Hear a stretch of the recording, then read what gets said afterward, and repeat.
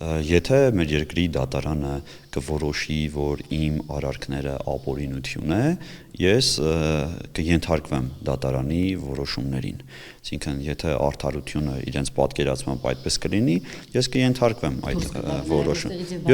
Եթե դատարանը որոշի այդպես, միանշանակ այդպես կլինի։ Կարգալույծ արված, բայց այդպես էլ հովանավանքից դուրս չեկող նախկին քահանա Տեր Արամը, նույն ինքը Ստեփան Ասատրյանը 9 ամիս անց էլ շարունակում է հոգևոր ծառայությունը, կնունքներ ու պսակներ անում աղոթում հավատացյալների համար։ Եվ թագավորի ձեռքն ամենակարող խավիճը բոլորի։ Քահանային ամենայն հայոց կաթողիկոսի տնօրինությամբ կարգալույծ արեցին, պնդելով հրապարակային ելույթներով ու հայտարարություններով վարկաբեկել է հայ եկեղեցին, թեմակալ առաջնորդին եւ ծառայակից եկեղեցականներին, նաեւ պատարագներին կամայականորեն զեղչել է ամենայն հայոց կաթողիկոսի եւ թեմակալ առաջնորդի անունները, այնպես ինչպես վերջին ամիսներին արվում էր մի քանի եկեղեցիներում, որտեղ պատարագի էր մասնակցում կաթողիկոսի հրաժարականը պահանջող վարչապետը։ Բնականաբար չեմ թաքցնի, որ դժվարություններ կան, որովհետև այս ամենը իհարկե մեր եկեղեցու համար վատ է, այն իմաստով, որ եկեղեցին շարունակաբար ոնց որ ցնցումների մեջ է, կարող եմ համեմատել այն նավի հետ, որ մտել է կարծես խութերը եւ հարվածելով ինչ որ քարի կանգնել է մեր եկեղեցու նավը եւ ոչ առաջ է գնում եւ ոչ էլ հետ։ Նախկին քահանան կլքի իր ծառայության վայրը միմիայն դատարանի որոշումից հետո։ Դատարանները քննում են ոչ միայն Մայրաթորի այս, այլև մյուս պահանջը։ Կարգալույծ քահանան եկեղեցուն պետք է վերադարձնի իրեն տրված Երևանի բնակարանը։ Մայրաթորը ինձ դատի է տվել, որ ես հովանավանքից դուրս գամ, դատի է տվել, որ հովանավանքում չլինեմ Ատյանում, ավանդատանը եւ խորան բարձրանամ, դատի է տվել տնից դուրս գալու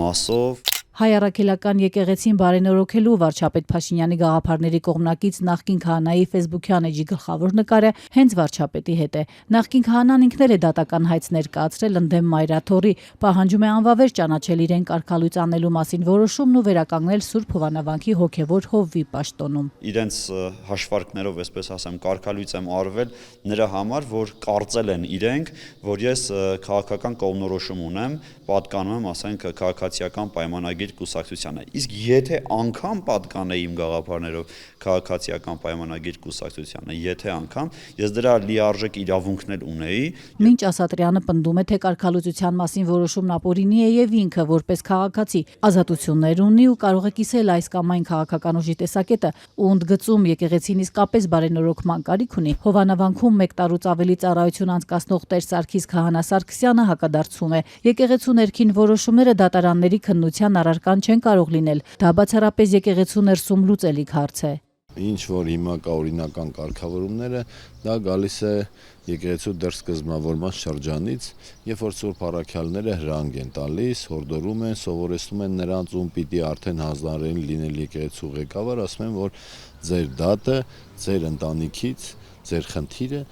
հանկարծ դուրս չանեք եւ արտաքին ատյաններում ձեր հարցը չքննեք։ Որևէ կարգալուծություն կլինի, եկեղեցականի հետ կապված խնդիրներ կլինեն, եկեղեցին իր օրենսդիր, այսպես ասած, մարմիններն ունի, որոնց միջոցով եկեղեցին կարգավորում է այդ բոլոր գործերը։ Հովանավանքում ծառայություն մատուցելու իրավունք ունի Տեր Սարգիս քահանա Սարգսյանը։ Նա թեև գյուղում այցելում է հավատացյալներին, բայց եկեղեցի չի մտնում։ Հիմա դուք որ այսօր նշեցիք, որ այնտեղ եք եղել,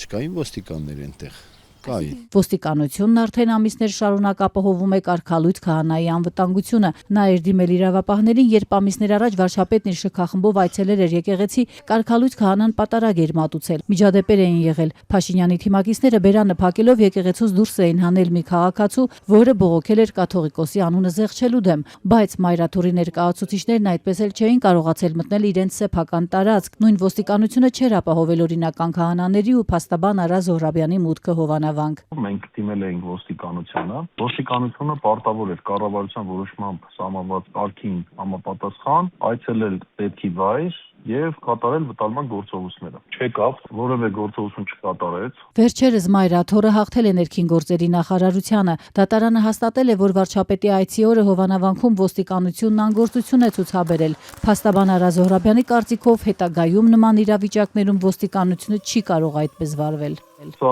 ունի հետևյալ նպատակ. առաջին, կանխող նպատակ ունի, որ հետագայում ոստիկանությունը այս իրավիճակում, երբ որ ինքը համարում է դա վիճելի իրավիճակ, որովհետև ոստիկանությունը իր անգործությունը փորձել էր արդարացնել նրանով, որ իբրև եկեղեցին բաց տարածք է, այլ իրավական ռեժիմ կա եւ իրենք չեն գալիս։ Կարծես թե այդ անորոշությունը դուրս եկավ եւ եթե ապագայում նմանատիպ իրավիճակ լինի, ոստիկանությունը չի կարող այդ պատրվակով չգալ։ Մեկը մյուսին դատի տալու այս գործերի շրջանակում մի քրեական գործ էլ կա։ Հովանավանքից դուրս չեկող կարգալույց քահանան մեղադրյալ է։ Ստեփան Ասատրյանը մեղադրվում է ուրիշի գույքն ապօրինաբար օգտագործելու հոդվածով։ Գործը հենց Հովանավանքը տնօրինելուն է վերաբերվում։ Եթե դատարանը հաստատի նրա մեղքը, կարգալույց քահանային կարող է սպառնալ 2 տարվա ազատազրկում։